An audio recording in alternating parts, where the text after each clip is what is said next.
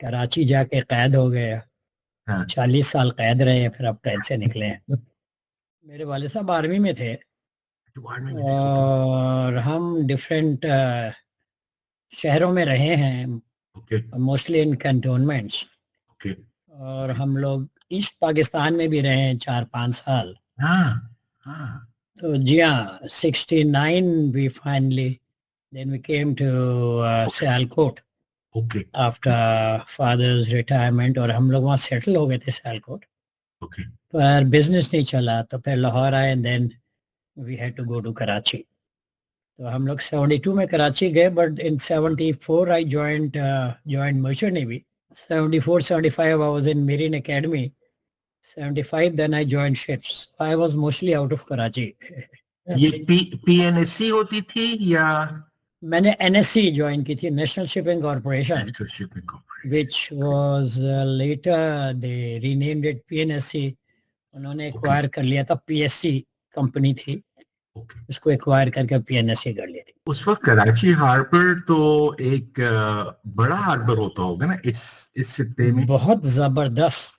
جی یہ میرا خیال دنیا کے بہترین ہاربرز میں سے تھا کراچی, لیکن یہ کہ اس کو اس طرح یوٹیلائز نہیں کیا گیا ہے. یعنی ماڈرن موسٹ مشینری لگی ہوئی تھی ہمارے پاس, کرینز وغیرہ تھی. چلے ہم نے اس کو جب اس طرح سے یوٹیلائز نہیں کر پائے تو وہ دبئی اور باقی مڈل ایسٹ سائڈ پہ پھر موو ہو گیا. جی ہاں, کراچی تو ایک بڑا آپ بولیے کی پورٹ اس لحاظ سے بھی تھا کہ یہ گلف کے انٹرنس پہ ہے اور بڑا پورٹ تھا. یعنی میرا خیال یہاں کا سب سے بڑا پورٹ جو تھا کراچی ہی تھا ایک زمانے میں. پھر انہوں نے بعد میں دبئی وغیرہ ڈیولپ کیا. میرے چچا وہاں پہ ہاربر پائلٹ یا ہاربر وہ ہوتے تھے جو جا کے بورڈ پہ جا کے پھر اس کو اندر لے کے آتے تھے. کبھی ہو سکتا جی پائلٹس مرزا راشد بیگ. جی راشد بھی آپ کو چچا تھے. جی صحیح ہے. ٹھیک ہے, وہ بھی میری اکیڈمی کے تھے. وہ 14 بیچ میں تھے, میں 12 بیچ سے تھا, وہ 14 بیچ سے. اچھا, او ماشاءاللہ. میں اچھا بعد میں وہ ہاربر پائلٹ بن گئے تھے. جی ہاں. جی مرزا راشد بیگ جو ہے وہ شاہد بیگ کے بھائی تھے. مرزا شاہد بیگ کے یا کزنس تھے یا اچھا یہ ہمارے والد کے 72 کزنس تھے. سبحان اللہ. اور یہ ایسے مل جل کے رہتے تھے کہ there was no difference between سگے بھائی بہن and cousins. They were all the same. کوئی ان میں فرق نہیں ہوتا تھا. اس زمانے میں یہ لوگ دلی سے جب آئے تھے تو پاکستان کوارٹرز میں ان کو تھوڑی سی جگہ ملی تھی, وہاں پہ رہتے تھے اور لائن سے سب لوگوں کے گھر تھے, تو وہ بس ایک دوسرے کی شاپنگ ہوتی رہتی تھی. اوکے صحیح ہے, ماشاء اللہ. تو I was mostly out of Karachi sailing, اور پھر finally I left sea in 2015 was my last sailing, and 2018 I migrated to Islamabad. تو اصل کراچی میں جو کنٹینیوس 3 سال رہا ہوں وہ 15 سے 18 تک.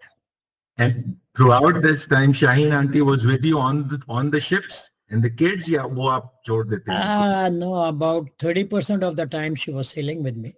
Okay. نہیں تو نارملی وہ کراچی میں رہتی تھی, ان کی اپنی آپ کو معلوم ہے ایکٹیویٹیز بہت ہیں. الحمدللہ وہ چیز she's a stalwart of her community. ماشاءاللہ سے وہ جو کام کرتی ہیں, اللہ تعالیٰ ان کو شفا دے اور ان کا کام کنٹینیو. یہاں سے آپ کی ساری جرنی ٹورڈز ایجوکیشن کیسے شفٹ ہوتی ہے؟ نہیں, میری جرنی ایجوکیشن کی بڑی پرانی ہے. when my children were still in the school, یہ لیٹ 80s کی بات ہے, and I was never satisfied with education actually. مجھے تھا کہ ایک تو یہ تو بالکل ہی کلیئر تھا کہ یہ اسلام کے لحاظ سے تو بالکل بھی صحیح نہیں ہے. وہ ذہن میں تھا کہ بھئی from the Islamic perspective this education system is hazards, یا بولیے کہ یہ بالکل کمپیٹیبلٹی نہیں ہے. تو وہ میرے ذہن میں تھا. اور early 90s I met Raid Afzal Butt. آپ لوگوں نے شاید نام سنا ہوگا. Raid Afzal Butt, he had come from America. وہ ایم ایس کرے تھے وہاں پہ ایجوکیشن میں, اور انہوں نے مجھے پھر انٹروڈیوس کرایا جان ہالٹ سے. And then I read John Holt early 90s, and then I realized what was the problem. John Holt, اگر آپ لوگوں کو معلوم ہو, he was a researcher on child education. ان کا یہ کلیم تھا کہ یہ جو ایجوکیشن سسٹم ہے بالکل بھی چائلڈ سائیکالوجی سے کمپیٹیبل نہیں ہے. اور انہوں نے بھی ریسرچ کی تھی 6-7 سال, وہ بھی میری طرح ڈسسیٹسفائیڈ تھے ایجوکیشن سے. He became a teacher after retiring from Navy. He was a submariner actually. Oh wow, وہ 40 سال کی عمر میں ریٹائر ہوتے ہیں. تو he was advised by his sister and friends کہ آپ ایجوکیشن ڈپارٹمنٹ جوائن کر لیں. He became a maths teacher. The problem that he found was children were not taking any interest in learning. تو انہوں نے پھر different methodologies try کی and all failed. Then he set aside everything, اور 7 سال تک وہ چھوٹے بچوں پہ observational research کرتے رہے کہ how children learn. اور اس کے بعد then he realized کہ جو بچوں کی جو learning psychology ہے that is totally different than what the West has perceived or what the Western education system was designed upon. So then he started making a lot of noises. He became very popular in a very short time. اور وہ پھر T V میں آ کے ان کے programmes وغیرہ. تو this was not liked by the American education department where he was working, and he was thrown out of the education department. لیکن اس بندے نے پھر وہ پہلی کتاب لکھی اپنی ریسرچ پہ بیسڈ, How Children Fail. اور پھر انہوں نے that was basically focusing on how our education system is failing the children to match their capability of learning, capacity of learning. اور اس کے بعد then he wrote a book, How Children Learn, جس میں انہوں نے اپنی ریکمنڈیشن رکھی کہ based upon the actual natural child learning, how we should teach our children. تو یہ 2 کتابیں جو ہیں وہ واقعی مارکا آ رہا ہے, اور they gave me a new vision in education. So what I realized was not the only content which was problem in education. پورا کا پورا structure جو education کا ہے, that is at fault. That is not matching child learning design جو اللہ کی طرف سے, یا natural design جس کو ہم بولتے ہیں. So that was very interesting for me, and then there was no way stopping of my endeavors. پھر میں غصہ چلا گیا. میں نے اچھا خیر 95 میں ہم نے 2 انسٹیٹیوٹ بھی لانچ کیے. 95 میں ایک انسٹیٹیوٹ ERI کراچی کے نام سے, education research institute Karachi. Myself Raid Afzal Butt were the main people, اور اس کے بعد اور بھی کچھ لوگ تھے. میں نے یہ کیا, رائد افضل کو اپنے ساتھ ملایا. ہم نے بولا کہ لیٹ اس لانچ. ہمیں جو ہے جماعت اسلامی نے اپروچ کیا کہ آپ ہمارے لیے کوئی انسٹیٹیوٹ بنا دیں جس میں ہم اپنے ٹیچرز کو ٹرین کر سکیں. تو آئی آسک دیم کہ آپ یہ بتائیے کہ آپ نے کیا from the Islamic perspective education کو وضع کر لیا ہے. تو دے سیڈ نو. تو میں نے بولا اصل تو ہمیں پھر جو فوکس کرنا چاہیے کہ how should the education be from the Islamic perspective. And they said well you are right, تو آپ کچھ کر سکتے ہیں. تو 95 میں ہم نے پہلا اپنا انسٹیٹیوٹ لانچ کیا ERI کے نام سے کراچی میں, جس میں جماعت اسلامی کے 5-6 لوگ تھے اور میں اور رائد افضل بٹ تھے. وہ 1-1.5 سال میں 1 جنوری 95 میں ہم نے انڈیور شروع کیے. By March the institute was already launched, اور ایک ہمارے ٹرسٹیز تھے جنہوں نے ایک گھر بھی دے دیا اپنے والد کا اس کو ہاؤس کرنے کے لیے, اسٹل دیا ان نارتھ نازر آباد. وہاں پہ رائد افضل بٹ نے بھی اپنے ایکٹیویٹی بھی شروع کر دی. تو مارچ تک ہم نے پہلا شروع کر دیا تھا سیشن, اور ماشاءاللہ اس سے بڑے لوگ نکلے, جس میں سے ایک آپ کے سلمان آصف صدیقی بھی ہے, اور شاہد وارسی ہیں, ابرار مگون ہیں, ارشد ہیں, بہت سارے جنہوں نے پھر وہ اپنے الگ فیلڈ میں لگ گئے. وہ right. 97 में हम जो है निकाल दिए गए उस इंस्टीट्यूट से. जब वो स्टेब्लिश हो गया, उनको थोड़ा ये खदशा था कि ये जमात इस्लामी से छिन जाएगा इंस्टीट्यूट. तो वो उनको अमूमन खदशा रहता है उस ग्रुप को, छिन भी जाते हैं उनसे इदारे. फिर we launched our second institute by the name of centre for educational research and development. उसमें भी कुछ हमारी गलती तो नहीं हुई, पता नहीं क्या, उसमें भी जमात इस्लामी के लोग थे. तो वो भी 1-1.5 साल हम रहे. उसके बाद फिर हमसे वो भी छिन गया. Was CRD doing similar work to what ERI was doing? क्या उनके objectives और goals similar ही थे? जी हाँ, nearly similar. Okay. लेकिन ERI के साथ जो एक स्कूल सिस्टम उस्मान पब्लिक भी जुड़ा हुआ था. Right. So probably that was more focused on teachers training. जब हम CERD में आए तो उसमें that was more on education development, school development and education development. तो बहर उस्मान पब्लिक स्कूल हमारे घर में अल्फला रोड पे TCHS के अंदर भी होता था. होगा, उसकी फिर बहुत सारी ब्रांचेस बन गए. जी. Okay, very good. वहाँ पे वो अमीना आपा जो थी अपना फ्लावर्स ऑफ इस्लाम या वो भी चेक कराती थी. नहीं, उनका था स्टारलिंग्स के नाम से. ओके, स्कूल था. ओके. वो बड़ी इंटरेस्टिंग बात बताओ. I met her way back in mid 90s, probably 95-96 में. और जब मिली तो मैंने बोला कि ये I imagine she was doctor Amina मुराद. उसके बाद मैं वापस आया. Then he joined IOBM as my student in I was her supervisor in MS in education में. और अब वो PhD कर रही है, माशाल्लाह डॉक्टर बन रही है. माशाल्लाह. ये बड़ी माशाल्लाह बड़ी मजे की चीज है कि एक बंदा अगर एक सीड लगाता है और वो कहाँ तक उसका मैसेज जाता है. मतलब माशाल्लाह जैसे सलमान साहब भी हैं. अब आप वो जिस इंस्टीट्यूट का बता रहे हैं कि आपने एक चीज स्टार्ट की और करते करते कितने सारे लोग उससे निकले और हर एक ने अपना एक इंडिविजुअली स्टार्ट किया और वो मैसेज कहाँ तक जाता है. मैं वसीम भाई अभी थोड़ी देर पहले आपके आने से पहले आबिद अंकल को वही हम डिस्कस कर रहे थे.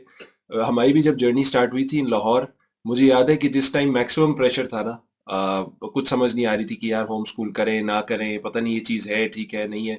मुझे याद है उस टाइम आबिद अंकल से फ़ोन पे मेरी बात हुई थी और वही ग्रुप्स के तहत पता लगा, फिर वहाँ से नंबर मिला, वहाँ से खैर मैंने कॉल की. वहाँ सर ने बड़ा अच्छा गाइड किया था और उसके बाद मैं उनको बता रहा था कि वो दिन और आज का दिन अल्हम्दुलिल्लाह we are on the same journey और वो चल रही है. और आज बहुत सारी बातें मुझे आबिद अंकल की आज समझ आ रही हैं, जो कि इन्होंने एक दफ़ा लाहौर आके एक सेशन कराया था और उसमें मुझे याद है 3 लोग थे, सिर्फ 3 फैमिलीज आई थी. और क्योंकि हम उस टाइम लाहौर में फैमिलीज भी ढूंढ रहे थे, नहीं मिल रही थी. लेकिन बड़ा अच्छा वो सेशन था और आज जाके वो इन कॉन्टेक्स्ट बहुत सारी चीजें समझ आती हैं फ्रॉम एजुकेशन पर्सपेक्टिव. नहीं, बिल्कुल सही कह रहे हैं. आई थिंक ये बात एजुकेशन इल्म से रिलेटेड है कि अगर आप स्पेशली इल्म का सीड बीजेंगे तो वो तो बहुत फ्लावर करेगा इंशाल्लाह. और वो एक ऐसी चीज है जो ग्रो करती है बाय शेयरिंग. अगर आप उसको अपने पास कूपन रखेंगे तो वो ग्रो नहीं करेगी. मैं आपको बात बताऊं, अभी जो बात हो रही थी कि आपने वो बुनियादी इदारे रखे, way back in I think late 80s और इवन बिफोर दैट, मुझे ये था कि कोई ऐसे काम करने चाहिए हैं जो सबसे ज्यादा वैल्यूबल हो सदका जारिया के लिहाज से. तो I was meeting different people. और उन दिनों आप ज़ियाउल हक जब थे तो बड़ा चर्चा था इस्लामिक निज़ाम का, इस्लामी निज़ाम. वो मैं तो उस बंदे को थोड़ा उस लिहाज से देखता हूँ कि he did attempt to work on Islamic systems, जैसे भी लोग उनको देखते हों, लेकिन मैं उनको काफ़ी वैल्यूबल समझता हूँ. तो उस ज़माने में I met some intellectuals like doctor Anees Ahmad और doctor Zafar Isaac Ansari, and I asked them, ये इस्लामी निज़ामों की बात हो रही है, अब आप ये बताइए कि सबसे पहला निज़ाम क्या होना चाहिए जिस पे हम काम करें. अच्छा, आई वाज क्लियर, मेरे जहन में था कि ये education system is the starting point. तो दे बोथ सेड के एजुकेशन पे. That confirmed my belief. اور مجھے تھا کہ بس ایجوکیشن میں لگ جاؤ. As you know, I was in Merchant Navy most of the time sailing. Sailing میں ایک تو اللہ وقت بڑا دیتا ہے سوچنے کا, اور باقی یہ ہوتا ہے کہ جب ہم سیلنگ کر رہے ہوتے ہیں تو جہاز کے ہو رہتے ہیں, جب ہم جہاز سے اترتے ہیں تو بالکل ہی فارغ ہوتے ہیں. تو وہ جو یہ فارغ وقت تھا, الحمدللہ اس کو میں نے یوٹیلائز کیا, جہاز کو یوٹیلائز کیا سوچنے کے لیے. اور جب میں یہاں آتا تھا تو میرا فارغ وقت انہی چیزوں میں لگتا تھا. یا تو اپنے آپ کو اپ گریڈ کرنے کے لیے, I did my MBA. First I did my, when I joined Merchant Navy I was just an FSC. تو اس کے بعد میں نے when I 82 I go down for my second officer's examination and I did my BA in philosophy, Islamic history, Islamic studies. In do subjects میں میں نے BA کیا چھٹیوں میں. And then in 2006 through 2011 I was doing my PhD. تو وہ میں نے الحمدللہ اللہ نے ایسا جاب ہی دے دیا تھا, تو وہ مسلسل میرا تھا ٹارگیٹ کہ ایجوکیشن پہ ہی کام کرنا ہے. بہرکیف میں ان کو اسد صاحب کو بتا رہا تھا کہ میں نے فوکس کیا اصل میں اقبال پہ اپنی PhD کے بعد سے. اور ایک چھوٹا سا انٹرسٹنگ آپ کو واقعہ سناؤ. I never imagined that I would be studying or writing on Iqbal because I did not know Iqbal. And I was already 50 years of age. So 51 میں I started my PhD and I did my PhD from International Islamic University Malaysia. تو وہاں پہ جو میری ملے supervisor تھی اور ایک یوگینڈا کے کو سپروائزر, انہوں نے مجھے زبردستی اقبال پہ ڈالا ملیشیا. اب میں ان سے بولوں کہ بھئی میں اقبال کے بارے میں کچھ نہیں جانتا, میں اپنا تھیسس لکھوں, یہ تھیسس تم پاکستان بھیجو گے لا محالہ اس کے اقبال پہ ہوگا, اور وہاں ماشاءاللہ ایک سے ایک ایکسپرٹس ہیں اقبال کے, and I'll be given a very very tough time. تو میں بڑا ان سے میں نے کوشش کی جان چھڑانے کی, لیکن وہ ایڈمنٹ رہی کہ نہیں, we want to know what Iqbal said about education. تو that was how I was put into Iqbal. اللہ کی طرف سے ہوتا ہے ہر چیز. اور اس کے بعد سے I was amazed. جو اسکول ہوم ایجوکیشن یا ہوم اسکولنگ کی یا نیچرل لرننگ کی بات کرتے ہیں, اقبال اس سے بہت آگے. اور 100 سال پہلے اس نے انسان کو ڈیفائن کیا تھا کہ انسان ہے کیا, how does a human operate. جو اقبال کا ہیومن ماڈل ہے جس پہ ابھی میں ریسرچ کر رہا ہوں, that is amazing and that is exactly the replica of Quranic human model. وہ اقبال کی جو کوشش رہی وہ قرآنک ہیومن ماڈل کو اس نے ریوائیو کیا ہے. Dynamic human being. اگر آپ دیکھیں کہ حضور کے بعد 100 سال میں ہم ہر چیز کے ٹاپ میں کس طرح پہنچ گئے. حضور نے وہ پیسو لوگ تیار کیے تھے یا پرو ایکٹیو لوگ تیار کیے تھے. ہمارا پورا جو آئیڈیالوجیکل تھنکنگ ہے وہ پرو پیسو ہے کہ کنارے رہ کے اپنا جو ہے کام کرتے رہو اور باقی جو ہے مغرب کو فالو کرو یا کسی اور کو فالو کرو. تو یہ ماڈل حضور کا تو ڈیفینیٹلی نہیں تھا. انہوں نے وہ ایسے لوگ تیار کیے جو حضور کے بعد 100 سال میں دنیا کے ہر شعبے میں ڈومینیٹ کر جاتے. How was that? Who were they? How were they prepared?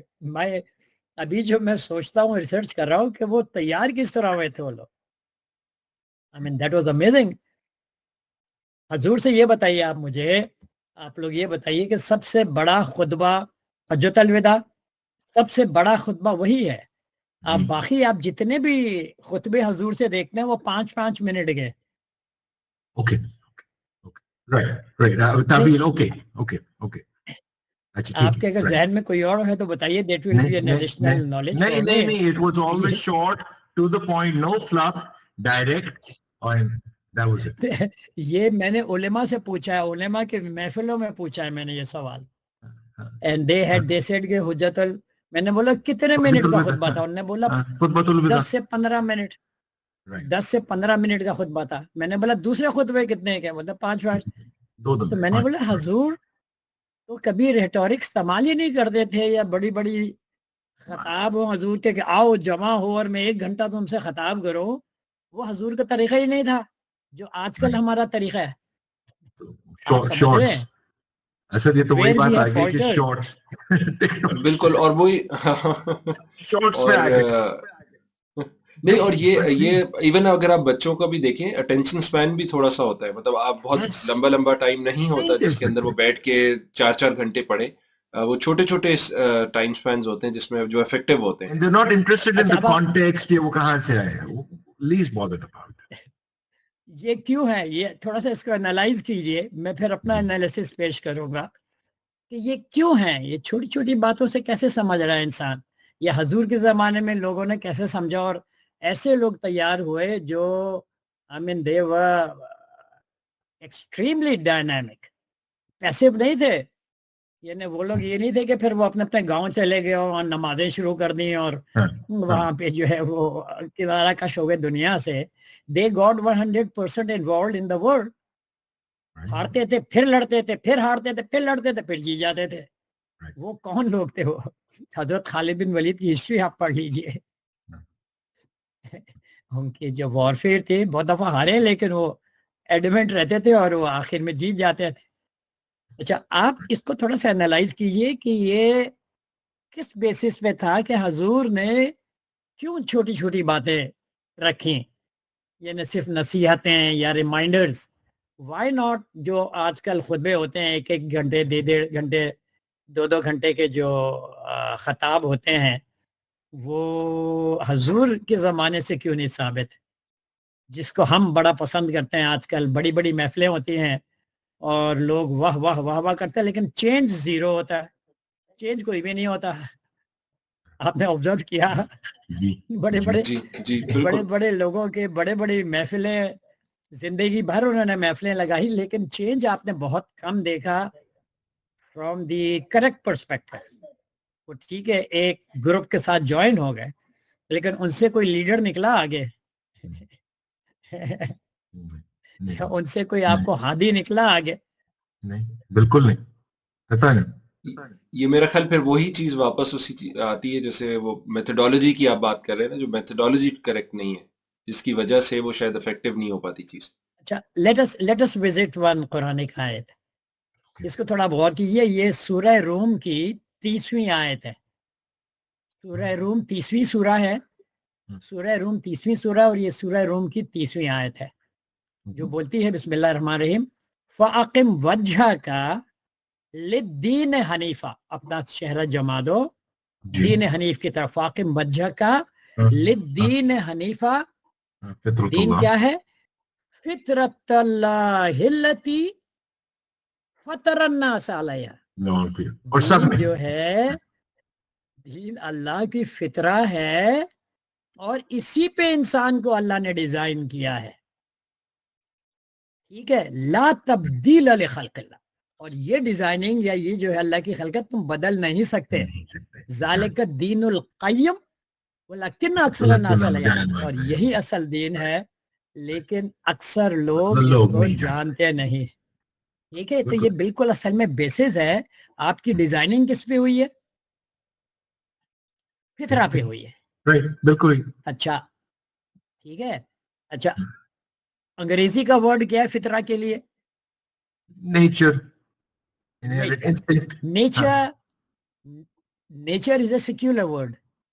Nature سے کچھ آپ کو معلوم نہیں ہوتا. نیچر ٹھیک ہے جس کو انہوں نے خدا بنا دیا. ٹھیک ہے. لیکن فطرہ جو ہے فطرہ ہے فاطر سے. فاطر کیا ہے؟ بنانے والا. اللہ فاطر السماوات والارض.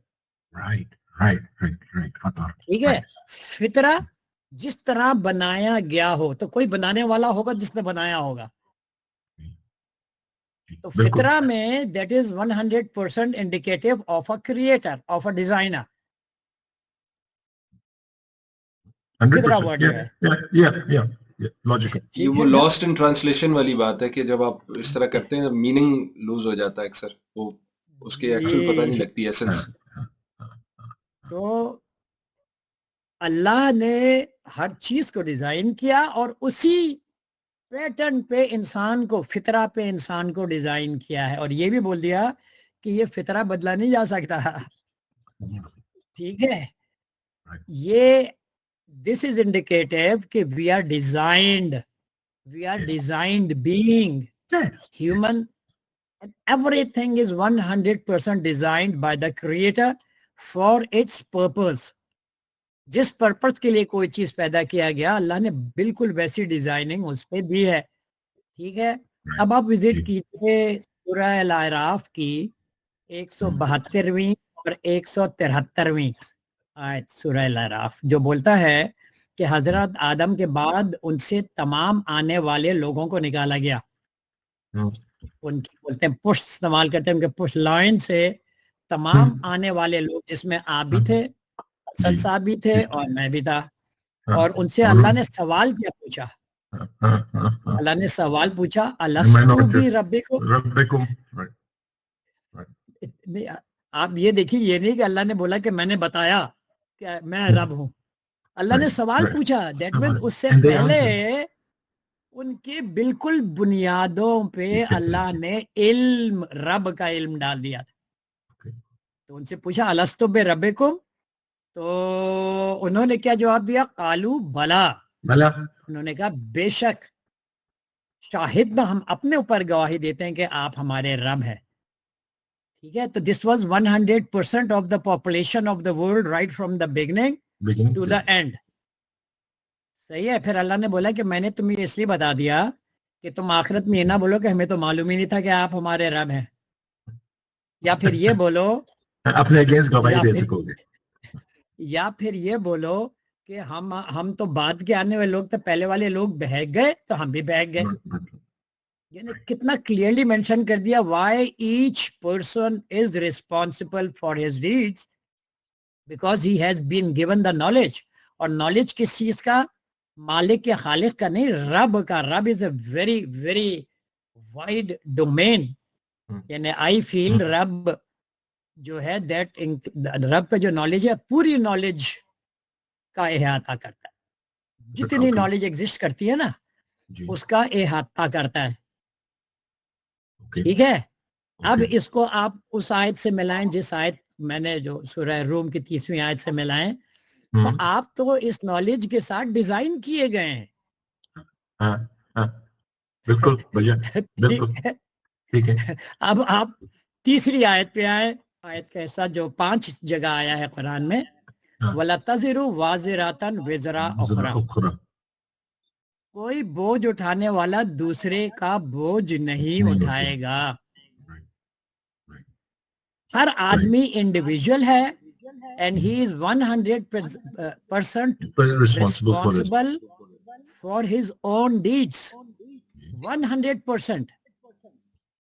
ہر آدمی انڈیویجول ہے اور 100% ہے اپنے ڈیڈز کا. تو اس کو اگر آپ تینوں آیت کو ملائیں تو اس سے یہ اس چیز کا اظہار ہوتا ہے کہ you are self compose, you are self sufficient.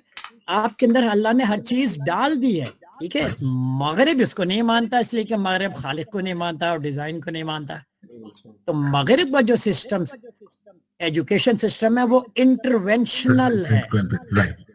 گو کہ اب جا کے through their research they have realised that human being is pre programmed and they are amazed. ان کے یہاں بحث یہ ہو رہی ہے کہ پری پروگرام کس نے کیا ہوگا انسان کو.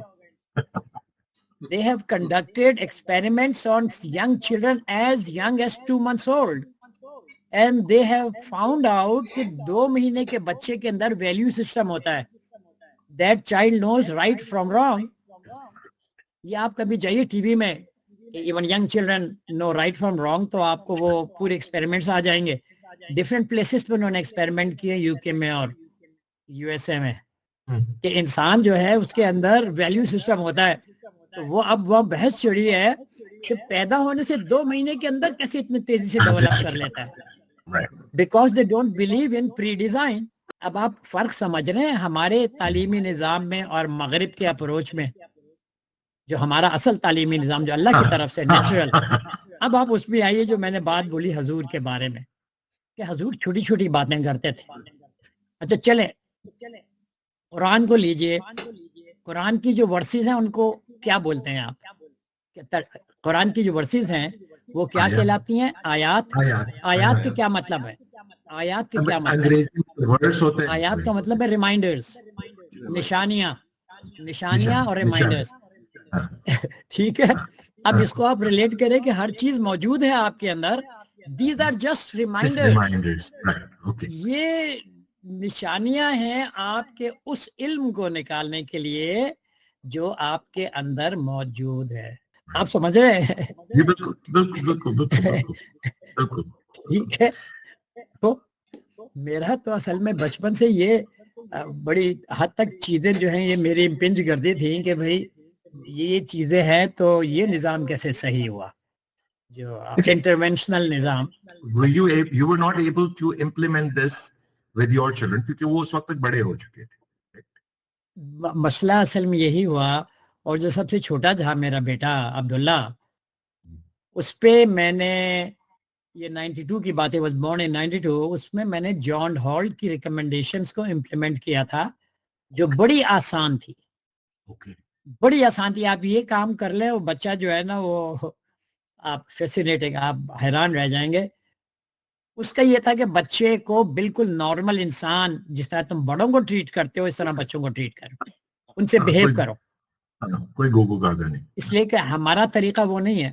ہم بچوں کو الگ ٹریٹ کرتے ہیں. ہماری ازمپشنز ہوتی ہیں کہ بچے کے پاس کم عقل ہے، کم سمجھ ہے، اور اس کو ہمیں کنٹرول کرنا پڑے گا، ہمیں جو ہے اس کو گائیڈ کرنا پڑے گا. اگر نہیں کریں گے تو بچہ جو ہے بہک جائے گا.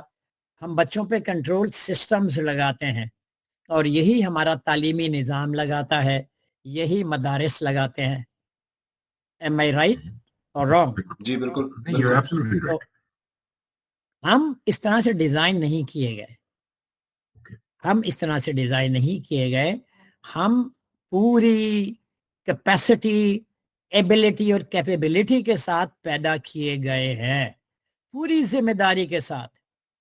جس طرح میں نے آپ سے بات بولا کہ ایک چھوٹے بچے میں بھی ویلیو سسٹم ہوتا ہے.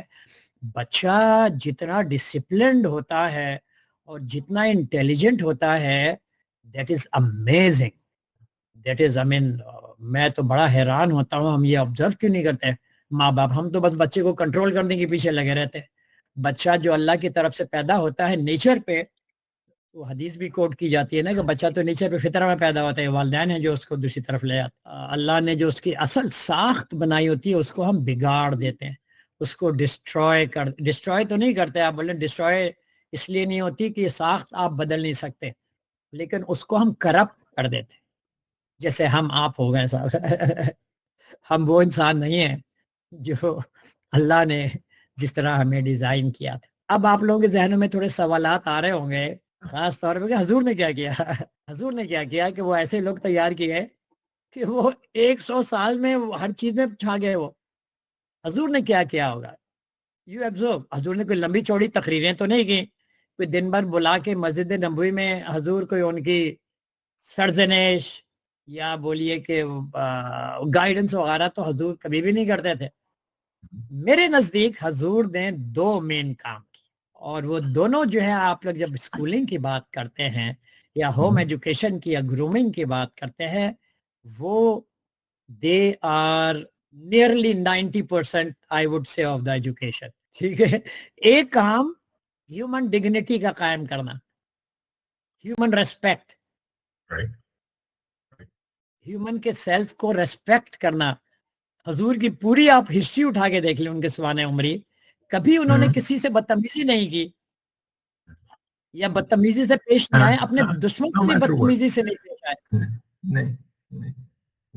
حضور سے لوگ کیوں چمٹے؟ یعنی ایون وہاں پہ کنورژنز میں حضور کے بیہیویئر کو دیکھیں. جو عورت ان پہ کچرا پھینکتی تھی اس کے ساتھ وہ اتنے عزت سے پیش آئے کہ وہ عورت بھی مسلمان ہوگی. تو جو صحابی حضور سے چمٹے ہوئے تھے، حضور نے ان کی ریسپیکٹ کی which is natural to each and every human being. اللہ کی طرف سے دی ہوئی ہے ریسپیکٹ. یہ especially in that environment جہاں پہ بالکل نہیں تھی ریسپیکٹ. جی ہیومن اس کی تھی نہیں. وہ غلام اور آقا اور عورت اور مرد کا تفرقہ تو وہ اسٹیٹس کی ریسپیکٹ تھی. حضور نے اس ریسپیکٹ کو ریسٹور کیا. سب سے پہلی بات ہوتا کیا ہے, جب آپ ٹرائی کیجئے, بچوں میں ٹرائی کیجئے, آپ لوگوں نے ٹرائی بھی کیا ہوگا, جب آپ بچوں کو ان کی ڈگنیٹی کو ڈیمیج نہیں کرتے یا بریچ نہیں کرتے تو بچہ سب سے زیادہ اپنے آپریشنل لیول میں کانفیڈنس میں آتا ہے. بچہ آپ سے کوئی تھریٹ نہیں فیل کرتا. بچہ آپ سے جب اس کی آپ عزت کرتے ہیں تو آپ سے تھریٹ نہیں فیل کرتا. یہ ماحول بالکل اپوزٹ اسکولوں میں ہے. اسکولوں میں ہر چیز تھریٹ ہے. رائٹ فرام دی بیل, جب اسکول شروع ہو بچے کو مسلسل تھریٹ پہ رکھتے ہیں. That is not how human operates. تو جب آپ ڈگنیٹی دیتے ہیں تو انسان اپنے نیچرل آؤٹ پٹ لیول پہ آتا ہے ہر لحاظ سے. Does it make sense to you? Absolutely. اچھا جب ٹھیک ہے. اچھا, so what is the second thing? جی, سیکنڈ تھنگ جو حضور نے کیا, حضور نے قرآن سے جوڑ دیا. کوئی حضور کو بلا کے لمبی لمبی تفاسیر پیش آپ بتا دیے کہ حضور نے بلایا لوگوں کو اور قرآن کی ایک آیت دی اور اس کی تفسیر شروع کر دی. آپ یہ بتائیے کہ اگر قرآن آپ کے خالق کی طرف سے اترا ہے, جس نے آپ کو ڈیزائن کیا ہے, تو از اٹ پاسبل کہ وہ آپ کے لیے مشکل بنائے؟ وہ اگر قرآن اللہ مشکل بناتے تو ہمارے بڑے مزے تھے. آخرت میں بولتے کہ اللہ تو نے اتنی مشکل کتاب اتار دی, اب ہم سے کیا تو پوچھتا ہے. سمجھ رہے ہیں آپ؟ قرآن آپ کو لے کے آگے چلتی ہے, ہر آپ کا وہ فریم ورک دے دیتی ہے, بوتھ آپ کا پرسپشن کا بھی اور ورکنگ فریم ورک, جو آپ کو آگے لے جاتا ہے. ٹھیک ہے, آپ سنتے ہیں کہ حضور کے زمانے میں لوگ قرآن سے اتنے جڑ گئے تھے کہ ایک ایک رات میں قرآن ختم کرنا شروع کر دی تھی, جس میں حضور نے تنبیہ فرمائی ہے نا. حضور نے بولا نہیں بھائی, یہ نہیں تھے کہ ثواب کے خاطر پڑھتے تھے. they were talking to their creator through Quran. I mean it was something so بولیے ان کے لیے اتنی بڑی بات تھی کہ وہ کریٹر سے ڈائریکٹ مخاطب ہیں. Okay, now ٹھیک ہے. I'd like to ask you a question, pertinent question. جی جی جی. ہمارے خطے میں Arabic is not our natural language, and it is not for the majority of the world. Quran is in Arabic, and when you translate it to another language, uska aapne dekh liya ki kya, right? So it's okay for introduction, lekin usko samajhne ke liye, usko janne ke liye aapko Arabi aani chahiye. How do we reconcile this? Because iski wajah se bahut gap hai. آپ نے بڑا interesting سوال کیا. عموماً لوگ کرتے ہیں انگریزی ہماری مدر ٹنگ ہے, ہم 1.5 سال کے بچے کو انگریزی سکھا دیتے. 1.5 سال کے بچے کو آپ سکھاتے ہیں انگریزی؟ آپ عربی اس لیے نہیں سکھاتے, عربی اس لیے نہیں سکھاتے کہ آپ کی پریورٹی میں ہے ہی نہیں. انگریزی اس لیے سکھاتے ہیں کہ وہ آپ کی پریورٹی میں ہے. Language is no issue, believe me. Language بچہ بہت آسانی سے سیکھ جاتا ہے, بڑا بھی آسانی سے سیکھ جاتا ہے. یہ ہمارے اوپر ہوا جو کریٹ کر دیا گیا عربی کا. عربی is so similar to Urdu. English is much further than what Arabic is. completely foreign. تو عربی, ہم انگریزی تو بڑے جلدی سیکھ جاتے ہیں, مہینوں میں سیکھ جاتے ہیں. بچوں کو 1.5 سال 2 سال کے بچوں کو انگریزی فرفر آ جاتی ہے, لیکن عربی نہیں آتی. عربی اس لیے نہیں آتی کہ ہماری پریورٹیز میں ہے ہی نہیں. تو جب آپ کی پریورٹیز میں نہیں ہے تو آخرت میں تو آپ پریورٹیز کے لحاظ سے آپ جان سے جائیں گے نا. ادھر آؤ, تم نے کیا کیا بتاؤ.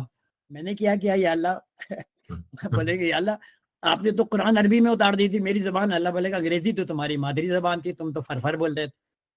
نہیں, آپ سوچئے کہ does it make any sense? اچھا, اسی کانٹیکسٹ میں عبد انکل, اس کو مطلب آج کل کے زمانے میں جس طرح سے ایک انوائرمنٹ بن چکا ہے اور سارا, اس کو ہم بچوں کے لیے اور ایون اپنے لیے بھی یہ امپلیمنٹ کس طرح سے کیا جائے کہ ٹھیک ہے چلیں آپ ایک سٹارٹ تو کر سکتے ہیں کہ آپ انٹرسٹ لے کے عربک لینگویج سیکھنا شروع کریں, لیکن how do you put in that interest خاص طور پہ بچوں میں بھی, اور اینڈ سسٹین اٹ ایگزیکٹلی. دیکھیں بالکل بھی مشکل نہیں ہے, بالکل بھی مشکل نہیں. پہلے تو اپنی آپ پراپرٹی آپ یہ, میں اصل میں ایک بات بولتا ہوں, وہ یہ بات ہے کہ ہمیں جو ہے نا ہمارا اینڈ آبجیکٹو بڑا کلیئر ہونا چاہیے، بہت کلیئر ہونا چاہیے. اگر آپ کا اینڈ آبجیکٹو کلیئر ہے آپ کو راستہ نظر آ جاتا ہے. ہمارا اینڈ آبجیکٹو ہے وہ آخرت کی کامیابی ہے. اگر ہمارا اینڈ آبجیکٹو آخرت کی کامیابی نہیں ہے تو آپ جو ہے نا وہی بھول بھلائیوں میں جس طرح ہم پڑے ہوئے ہیں وہ پڑے رہیں گے. ہم آخرت میں زیادہ امپورٹنٹ ہے آپ کی کامیابی، اس لیے کہ آخرت میں یا تو ہمیشہ کی جنت ہوگی یا ہمیشہ کی دوزخ ہوگی آخرت کے بعد. یہ اتنی امپورٹنٹ چیز جو ہم سوچتے ہی نہیں ہیں، یہ بڑا ہمیں زور لگا کے سوچنا پڑتا ہے. اتنی خطرناک وہ جگہ ہوگی کہ آپ بلائیں گے عابد ادھر آؤ، عابد ادھر آؤ، اچھا تم کامیاب ہو، تمہارے وزن بھاری تھے، تم جا رہے ہو ہمیشہ کی جنت میں، سبحان اللہ، ویری گڈ. لیکن اگر بلائیں ادھر آؤ عابد، تمہاری جو ہے اب تم نے وہ کام نہیں کیا جو میں نے تمہیں دیا تھا، اب تمہارا جو ہے ٹھکانہ ہمیشہ کی دوزخ. I mean, can you imagine that? Can you imagine? ہم تو اس لحاظ سے سوچ ہی نہیں رہے. اگر ہم آخرت میں اپنے آپ کو کھڑے ہو کے دنیا کی طرف دیکھیں تو every thing becomes very clear. ہماری پریورٹیز صحیح ہو جاتی ہیں، آپ کو اپنی پریورٹیز صحیح نظر آتی ہیں. تو ہمیں دنیا میں رکھ کر آخرت کے لیے کام کرنا سکھایا جاتا ہے کہ دنیا میں رہو اور آخرت کے لیے نماز پڑھ لو، یہ کرو. ہمیں we should place our self at the end and then look at this world, how we should live this world to succeed in. اگر آپ یوں کریں گے تو آپ یقین مانیں ہر چیز میرے نزدیک بالکل کلیئر ہو جاتی ہے کہ ہمیں کرنا کیا ہے اور ہم کر کیا رہے ہیں. We should live our lives in retrospect. جی. اور دوسری بات یہ ہے کہ یہ بڑی ضرور ہے ریئلائزیشن کرنا کہ اللہ کی طرف سے ہم ڈیزائنڈ ہیں تو لقد خلقنا الانسان فی احسن تقویم. ہم بہترین صورت میں پیدا کیے گئے ہیں. آپ کا جو بچہ ہے وہ بہترین صورت میں پیدا کیا ہے. He is loaded with all the faculties and potential to perform as Allah's representative on this earth. اللہ کے بعد آپ کا مقام ہے، ہمارا مقام ہے نا اللہ کے بعد، فرشتوں سے بھی اعلیٰ، جنوں سے بھی اعلیٰ. تو ہم تو بہت زبردست مخلوق ہیں. اللہ رب العزت بہت زبردست مخلوق ہیں. ہم تو ریئلائز نہیں کر رہے، ہم تو جانوروں کی طرح رہ رہے ہیں. جو مغرب نے دے دیا کہ جانور سے انسان بنے، ہم اسی کانٹیکسٹ پہ ہماری تمام چیزیں ہو رہی ہوتی. ہم تو اس لیول سے اپنے آپ کو نکال نہیں پاتے ہے نا. تو وہ اصل میں کچھ ریئلائزیشن کی ضرورت ہے. عربی is not at all any issue, بہت آسان ہے. صرف آپ ذہن میں یہ ڈالتے ہیں بچے کے کہ بھائی ابھی تو تمہیں آگے جا کے نماز پڑھنا شروع کرنا ہے تو یو شوڈ نو عربک. اس لیے کہ نماز تو آپ جو سورہ پڑھتے ہیں کم از کم دونوں سورے، آپ جو اللہ سے دعا کرتے ہیں اور پھر اللہ جواب دیتا ہے وہ عربک میں ہی ہوتا ہے نا. اور عربک میں جس طرح آپ نے وسیم بھائی بولا کہ عربک کو ٹرانسلیٹ نہیں، کسی بھی زبان کو دوسرے میں ٹرانسلیٹ جب آپ کرتے ہیں تو افیکٹونیس ختم ہو جاتی ہے.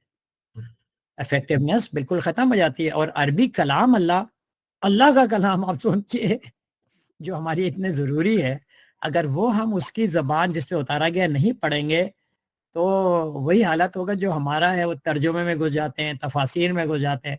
میرے نزدیک تو انیشیلی آپ کو تفسیر میں گھسنے کی ضرورت ہی نہیں ہے. آپ اپنا راستہ اگر ہم قرآن کے ساتھ ملا لیں، اپنا کنیکشن ملا لیں، تو آپ یقین مانیے کہ ایک الگ انسان جنم لے گا.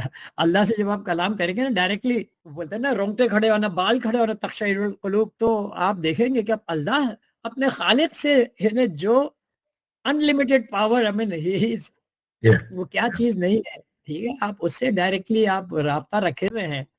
وہ آپ کو چھوٹی چھوٹی گائیڈ لائنز دے رہا ہے. اور قرآن میں بھی آپ دیکھتے ہیں کہ سبجیکٹ وائز نہیں ہے، وہ ہر جگہ سبجیکٹ مکسڈ اپ ہے. صحیح ہے، وہ اللہ کا طریقہ جو بالکل ہی اللہ کبھی غلط نہیں طریقے استعمال کر سکتا ہے. ہماری ڈیولپمنٹ کے لیے وہی بہتر طریقہ ہے، اس کے بجائے کہ اللہ بولتا اب جو ہے یہ چیپٹر زکوٰۃ پہ، یہ چیپٹر عبادات پہ ہے، یہ چیپٹر جو فکر ہے آخرت پہ. اچھا، اس میں عابد انکل ایک بڑی ضروری چیز ہے کہ آج کل کے کانٹیکس میں یہ اس قسم کے تربیتی سیشنز، لیسنز بچوں کو بہت کم مل پاتے ہیں. بچوں کو کیا، ایون بڑوں کو بھی بڑا کم مل پاتے ہیں. اور آج کل جو دوسری سائڈ پہ جو ان پٹ بچوں میں جا رہا ہے نا، وہ بہت زیادہ ایکسیسو ہے. فار انسٹنس وہ گیمنگ ہو گئی، وہ یوٹیوب ہو گیا، شارٹس ہو گئی، اور اس طرح کی چیزیں ہو گئی کہ وہ اتنی انٹائسنگ لگتی ہیں کہ جب آپ اس طرح کا کوئی سبجیکٹ پڑھنے کی کوشش کریں یا کچھ کریں تو وہ بچوں کو تھوڑا ڈرائی لگتا ہے. تو اس طرح کے میرے خیال ہے ان پٹ تھوڑا بڑھانا چاہیے. آپ اس میں کیا سجیسٹ کرتے ہیں کہ اس ٹائپ کی تربیتی چیزیں زیادہ ہونی چاہیے یا کیا ہونا؟ I am not for تربیتی نظام، خاص طور پہ انٹرنیشنل تربیتی. بچہ بہت سمجھدار ہوتا ہے. The most important thing is for us to play role models to our children. ٹھیک ہے، ایک تو سب سے پہلی بات ہے رول ماڈل، اور ان کو وہ ماحول دیں جس پہ وہ بہترین طریقے سے، اگر جس ماحول میں آپ بچے کو رکھیں گے اس ماحول کے لحاظ سے اس کا پرسیپچل فریم ورک ڈیولپ ہوگا. ٹھیک ہے، اگر آپ انہیلدی ماحول میں رکھیں گے اسی حساب سے ہوگا، بہت حد تک افیکٹ ہوگا. اللہ کا نیچرل جو فریم ورک ہے وہ تو اپنی جگہ پہ ہے، لیکن وہ کرپٹ ہوگا. اس کی مثال یوں ہی ہے کہ اگر آپ مغرب میں رہتے ہیں اور مغرب کا حیا کا سٹینڈرڈ بالکل الگ ہے، ٹھیک ہے، تو آپ جو انسان مغرب میں رہتا ہے وہ امیون ہو جاتا ہے مغرب کے سٹینڈرڈ سے لا محالہ. ٹھیک ہے، اگر آپ ایک اسلامک ملک میں رہتے ہیں جو بحر کے مغرب سے الگ ہے، کچھ بھی آپ بولیں مغرب سے بالکل الگ ہوتا ہے، وہاں پہ اس کا ایک جو حیا کا لیول ہے وہ ڈیفرنٹ ہوگا.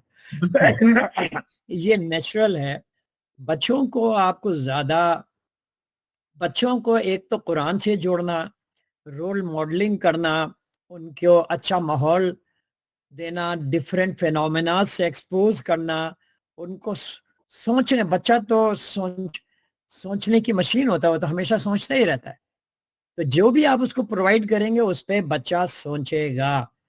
ٹھیک ہے، جب میں ماحول کی بات کر رہا ہوں، چلیں امام غزالی نے تو بول دیا کہ بھئی آپ کا جو کام ہے وہ ہے صرف ماحول ڈیولپ کرنا. ٹھیک ہے نا، ماحول جو ہے وہ بڑا امپورٹنٹ ہوتا ہے. علم جو ہے انسان کے اندر ہے، وہ اندر سے باہر نکلتا ہے، باہر سے اندر نہیں ڈالتے. میں ایک چیز، اصل میں وزڈم جو ہے نا وہ اندر سے باہر نکلتی ہے.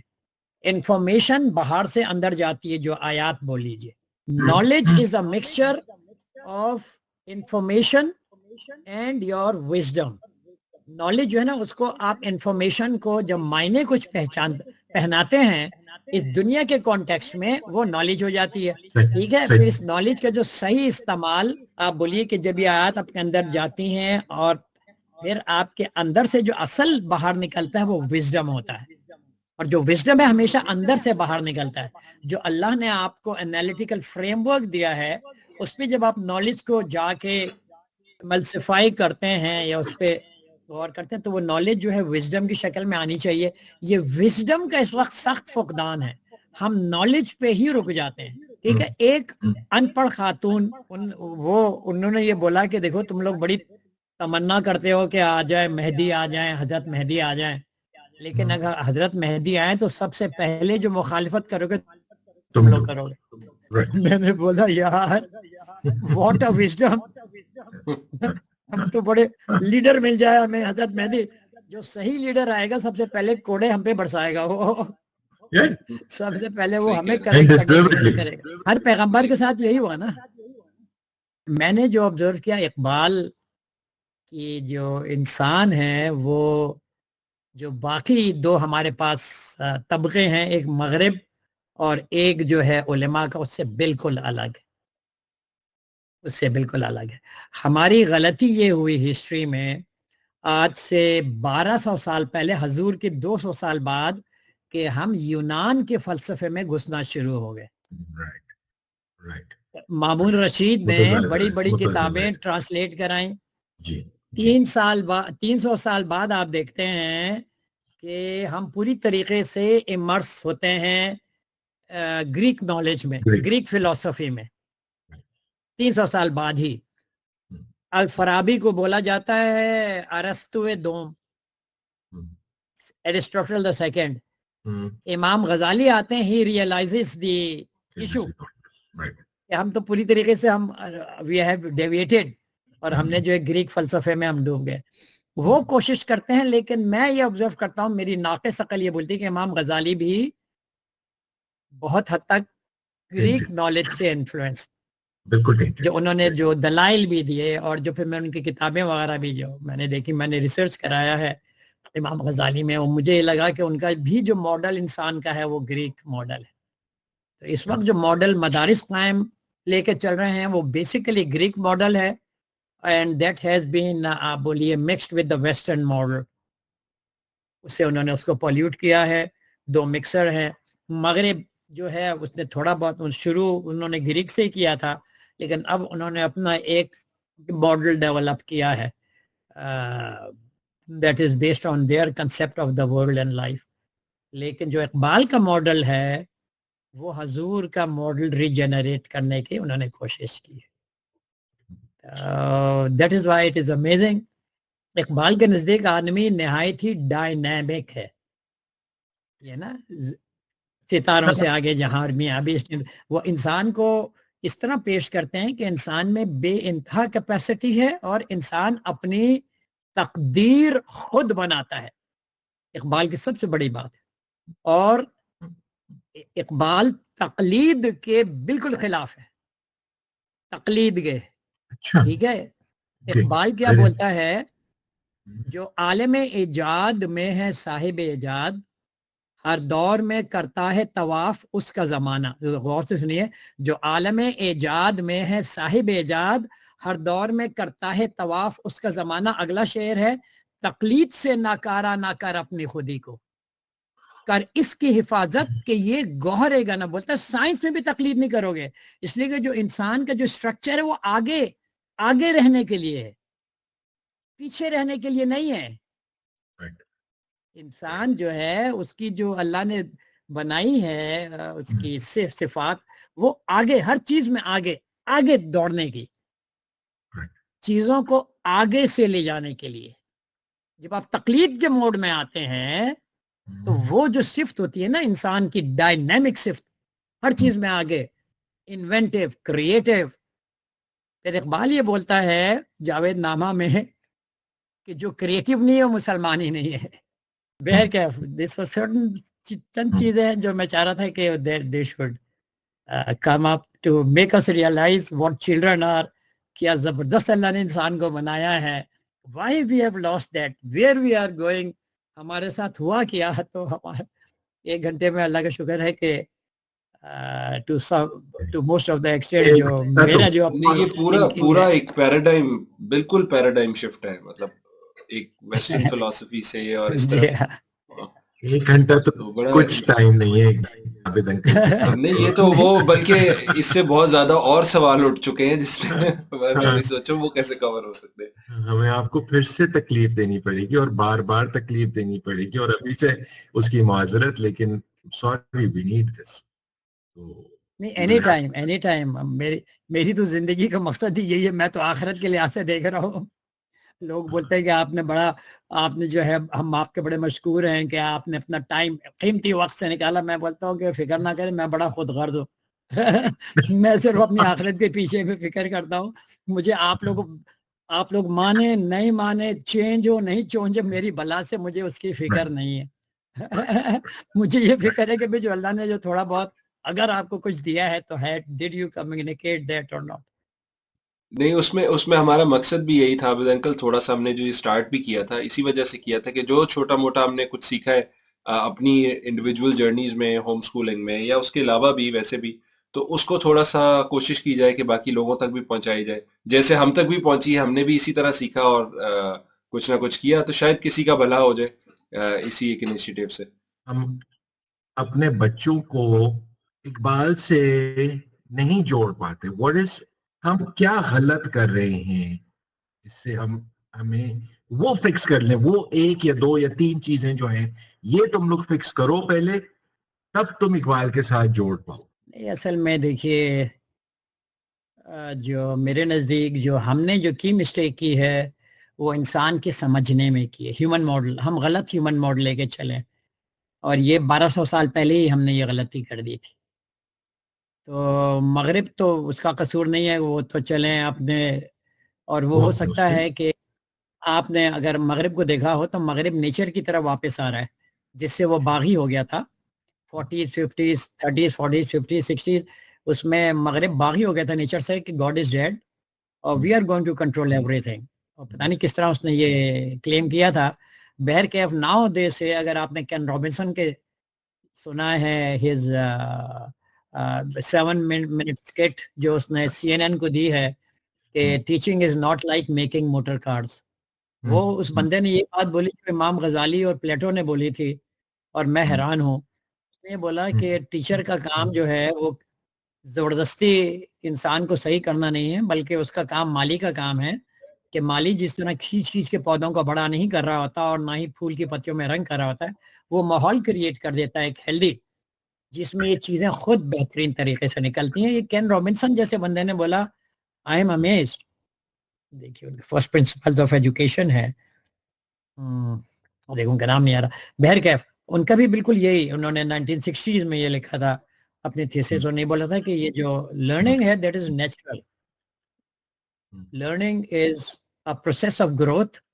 جس طرح باڈی ہماری خود بخود بڑھتی ہے, آپ روک نہیں سکتے باڈی کو, اور جب بڑھتی ہے تو اس کو بھوک لگتی ہے, جب ڈیمانڈ کرتی ہے نا باڈی بڑا ہونے کا, تو پھر آپ کے ٹیشوز جو ہیں ڈیمانڈ کرتے ہیں چیزوں کی, اور پھر وہ آپ کو اس پروسیس میں بھوک لگنی شروع ہوتی ہے, ٹھیک ہے نا, پھر آپ کھاتے ہیں انگریڈینٹس ڈالتے ہیں. انہوں نے بولا نالج بھی اسی طرح بڑھتی ہے, یہ آپ کی بھوک ہوتی ہے, ٹھیک ہے. تو آپ کو نالج خود بخود سیلف گروتھ کے پرنسپل پہ عمل کرتی ہے.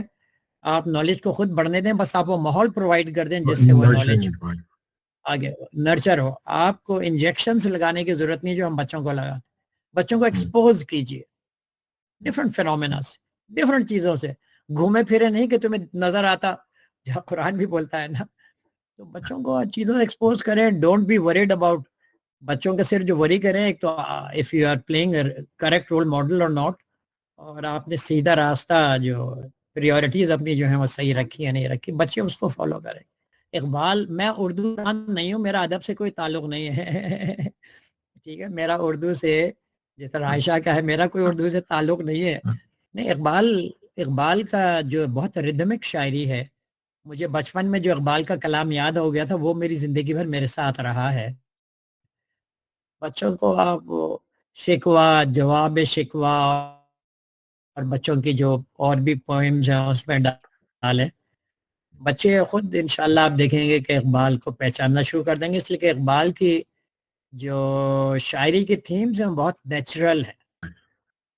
میں عابد انکل آپ سے پوچھ رہا تھا کہ اگر کوئی ایزی سٹارٹنگ پوائنٹ آپ دے سکیں, کوئی بک کا حوالہ. اقبال کی جو 7 پوائنٹس بچوں کے, دیکھیے اقبال کو جو 7 بچوں کے لیے انہوں نے نظم رکھی ہے, وہ اگر آپ وہ نظم وہ مل جاتی ہیں آپ کو, وہ اس میں بھی ERDC کی جو کتاب چھپی اس میں بھی ہیں, تو وہ بچوں کو اس میں بھی ڈالیں. لیکن شکوہ جواب شکوہ جو ہے, بچہ جب 8-10 سال کا ہو جائے, بہت زبردست.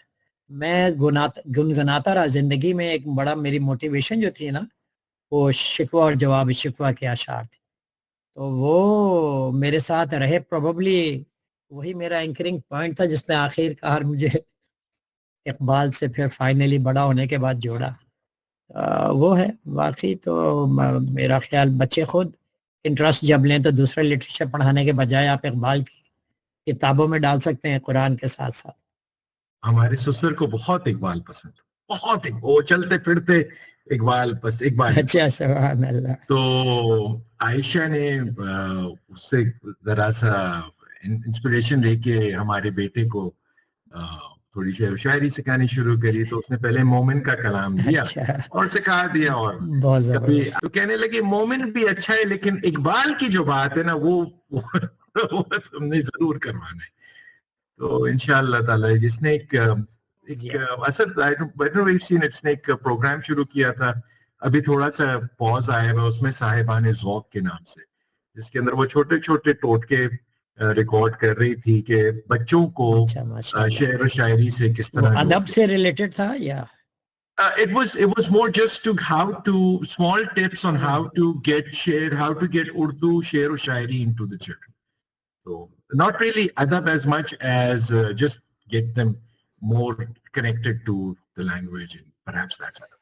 میری کیونکہ اردو اتنی ناقص ہے کہ آپ چلے. جزاک اللہ عابد uncle, thank you very much for your time. Really appreciate this into education, into yourself and into ہم نے تو ابھی اسکریچ, میرے خیال سے تو اسکریچ بھی نہیں کیا. I wouldn't even call this scratching. ہم تو کہیں گے ابھی سے ایک گلپس ہمیں ملی ہے.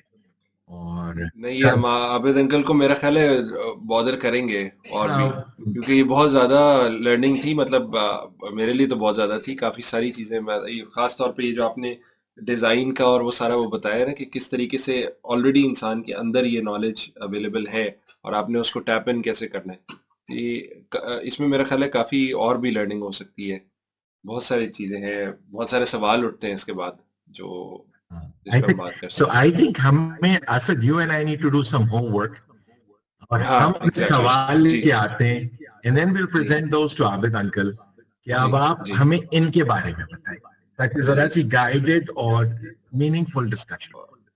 جی اچھا، اگر آپ لوگوں کو معلوم ہو تو میرا ایک بلاگ بھی ہے ایجوکیشن فرام کریٹرز پرسپیکٹیو یا tarbiya.forum.wordpress.com، اور اس بلاگ میں اباؤٹ 154 اپلوڈز ہیں، 154 آرٹیکلز ہیں میرے، اور آپ لوگ حیران ہوں گے سب آرٹیکلز کیا تھے.